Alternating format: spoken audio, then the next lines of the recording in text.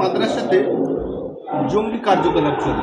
যারা এমন উক্তি করে, এই উক্তির জন্য যেমন সংখ্যালঘুদের প্রতি সংখ্যাগুরুদের একটি ঘৃণার বাতাবরণ সৃষ্টি হয়েছে, তেমন সংখ্যালঘুদের মধ্যেও ক্ষোভের সঞ্চার হয়েছে। কারণ আমরা সুফিবাদে বিশ্বাস করি।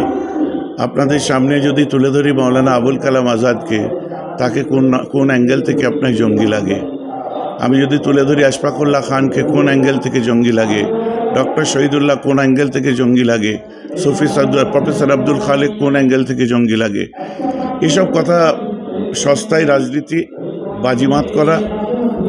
যখন কোনো মেরুকরণ থাকে না, তখন একটা সম্প্রদায়কে চেপে ধরার চেষ্টা করা হয়। ইতিহাস সাক্ষ্য, সারা পৃথিবী জুড়ে এটা সম্ভব হয়নি। আর আমরা সারা পৃথিবীর অধিকাংশ সুফিবাদী মুসলমান, আমাদেরকে এইভাবে দাবিয়ে রাখা যাবে না। আমরা প্রেমে, ভালোবাসায়, শান্তিতে বিশ্বাস করি। অথবা এই বিশ্বাস সামনে রেখেই আমরা আমাদের কাজ করে যাব। ও কে কী বলছে, ও কান দেওয়ার টাইম নেই। ওই লেভেলে নিজেকে নামিয়ে এনে তার উত্তর দেওয়া অসমীচীন বলে আমি মনে করি। এখানে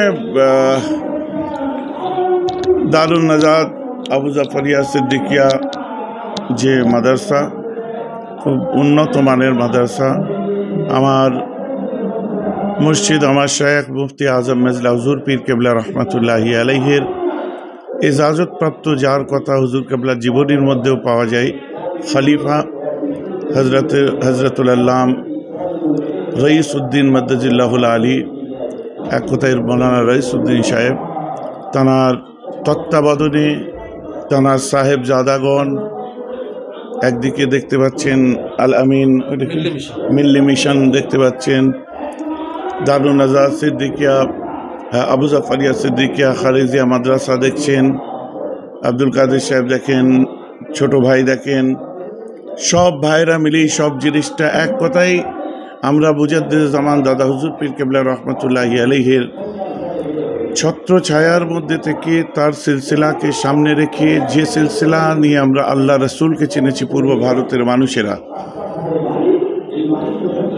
সেই সিলসিলার মধ্যে দিয়ে বিভিন্নভাবে আমরা খেদমত করে থাকি। তার একটা পার্ট হচ্ছে আজকে এই মাদ্রাসা। এই মাদ্রাসার আজকে দস্তরবন্দি, আগামীকাল আরও একটা প্রোগ্রাম আছে, আপনারা জানেন। লক্ষ লক্ষ মানুষের সমাগম ঘটবে। তেঁতুলিয়া আবু জাফরিয়া সিদ্দিকিয়া মাদ্রাসা, যেটা জামিয়া ইসলামিয়া হয়েছে আজ 4 বছর। পশ্চিমবঙ্গের বড় প্রতিষ্ঠানের মধ্যে এগুলোও একটা প্রতিষ্ঠান। তো এইভাবেই আমরা আমাদের ছেলে তৈরি করছি। আল্লাহ তাদেরকে কওমের, দিনের, দেশের, দশের কাজ করার তৌফিক দান করুক। আজকে শুনলাম যে এই মাদ্রাসার জিকির করলেন আপনি, সেই মাদ্রাসার 2 জন ছাত্র তিনি মাশাআল্লাহ কোরআন শরীফ খতম করেছেন, তাদেরকে পাগড়ি প্রদান করা হবে। সেই আপনার হাত থেকে হবে শুনলাম। আমি বললাম না, এই দস্তরবন্দির জলসা আজকে এটা। তো শুনে খুব ভালো লাগলো। আমরা পরীক্ষা যারা পড়ে বিভিন্ন ক্লাসে, বিভিন্ন স্কুল মাদ্রাসা, তাদের অনেক পরীক্ষা পড়তে হয়, তারপরেও কেউ 100% মার্ক পায় না। দেখুন, স্কুল লাইনে যারা পড়াশোনা করে আর মাদ্রাসায় যারা পড়াশোনা করে, যারা এই এডুকেশনটাকে বুঝবে, তারা নিশ্চয়ই জানতে পারবে যে মাদ্রাসা এডুকেশনটা কত যুগ উপযোগী এবং কত কঠিন। স্কুলে মাধ্যমিক দিতে হয় কটা সাবজেক্ট, আর আমাদের মাদ্রাসায় আলেম দিতে হয় কটা সাবজেক্ট, মিলিয়ে নিলেই বুঝতে পারবেন। একটু টাফ মাদ্রাসার ছাত্ররা, যার জন্য অনেক বিচক্ষণ হয়। স্কুলের ছাত্ররা যেমন পড়াশোনায় তারা সমাজের মুখ উজ্জ্বল করেছে, মাদ্রাসা কোনো অংশে পিছিয়ে নেই। তারপরেও আমাদেরকে শুনতে হয় যে মাদ্রাসাতে জঙ্গি কার্যকলাপ চলে। যারা এমন উক্তি করে, এই উক্তির জন্য যেমন সংখ্যালঘুদের প্রতি সংখ্যাগুরুদের একটি ঘৃণার বাতাবরণ সৃষ্টি হয়েছে, তেমন সংখ্যালঘুদের মধ্যেও ক্ষোভের সঞ্চার হয়েছে। কারণ আমরা সুফিবাদে বিশ্বাস করি। আপনাদের সামনে যদি তুলে ধরি মৌলানা আবুল কালাম আজাদকে, তাকে কোন অ্যাঙ্গেল থেকে আপনার জঙ্গি লাগে?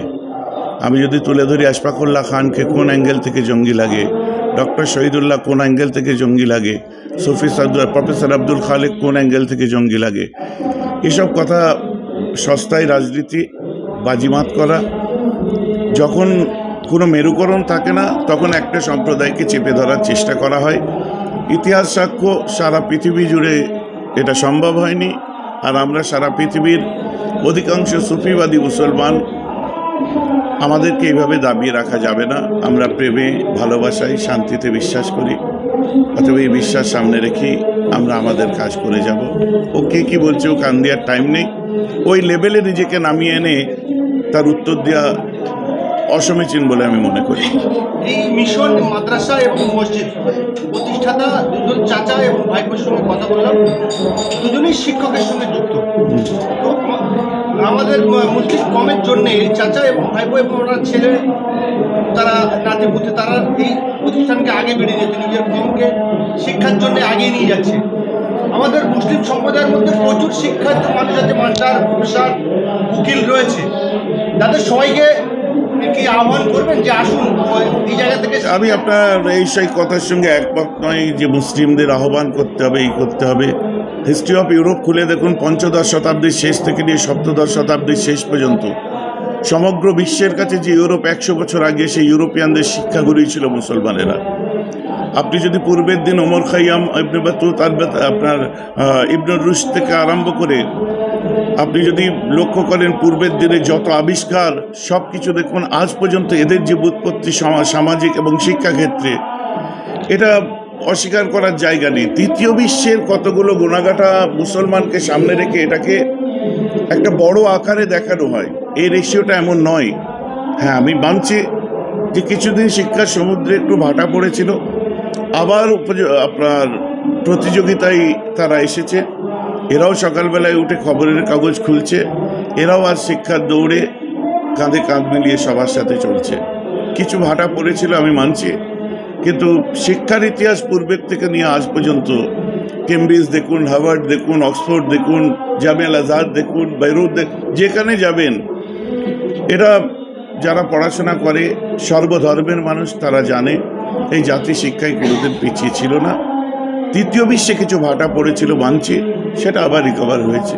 না না না, এটা সম্পূর্ণ রং খবর। এখানে তো মানে মানে সোশ্যাল ওয়ার্ক মানে শিক্ষা দেওয়া হয়, এখানে কোনো ধর্মের উপর আঘাত আনা হয় না।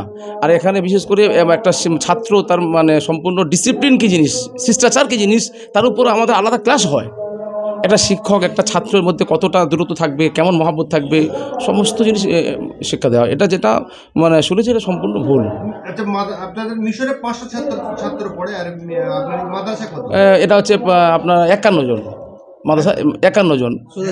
হ্যাঁ, শুধু হিফজখানা, হিফজ এবং কেরাত বিভাগ। প্রত্যেক বছরে কি পাগড়ি?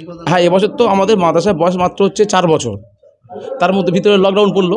এবছরই প্রথম মানে ছেলেরা বের হচ্ছে আর কি, পাগড়ি পাচ্ছে। আগামী বছর 3 জন বের হবে, এবার আস্তে আস্তে ইনশাল্লাহ। এবছর কতজন বেরোচ্ছে? এবছর 2 জন। তাদের বাড়ি? তাদের একজনের বাড়ি হচ্ছে আপনার কুলপি থানার অন্তর্গত পশ্চিম রঘুনাথপুর, তার আব্বাও এখানে এসে গেছে, তার আব্বাও আছে। আর একজন হচ্ছে আপনার ওই আপনার শুধু রায়দিক থানার অন্তর্গত কাশীনগর পশ্চিম, তার আব্বা আছে। এখানে সব মেহমান এসে গেছেন চাঁদপাশা গ্রামে।